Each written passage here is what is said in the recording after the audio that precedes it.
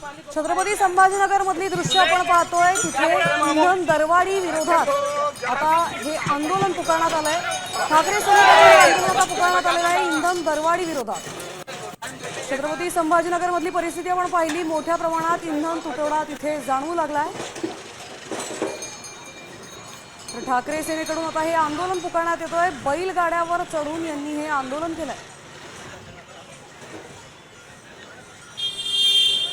इंधन दरवाढ, इंधन तुटवडा हे मुख्य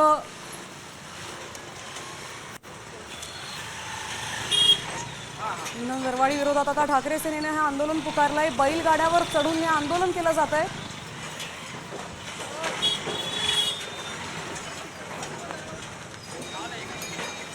आपले प्रतिनिधी माधव सावरगावे आपल्या सोबत जोडले गेले। तर माधव, आता इंधन तुटवड्या विरोधात, इंधन दरवाढी विरोधात ठाकरे सेनेने हे आंदोलन पुकारलंय, नेमकं कुठल्या भागात आहे आणि काय यांच्या मागण्या आहेत?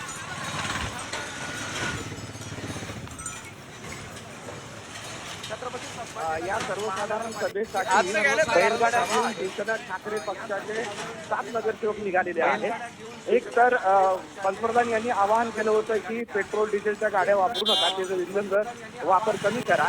त्या आवाहनाला उपरोधिक असा पाठिंबा म्हणून या नगरसेवकांनी सगळ्या गाड्या बैलगाड्या काढून महानगरपालिकेकडे निघाल्या आहेत। आणि सगळ्यात महत्त्वाचं म्हणजे सलग आठवड्याभरामध्ये 2दा पेट्रोल डिझेल दरामध्ये वाढ झालेली आहे। आणि आता छत्रपती संभाजीनगर शहर जिल्ह्यामध्ये पेट्रोल आणि डिझेल मिळत नाही, रांगा लावायला लागतात। अनेक ठिकाणी नो स्टॉकचे बोर्ड झालेले आहेत। आणि अशा स्थितीमध्ये एक उपरोधिक आणि निषेध आंदोलन म्हणून हे सगळे नगरसेवक बैलगाड्यातून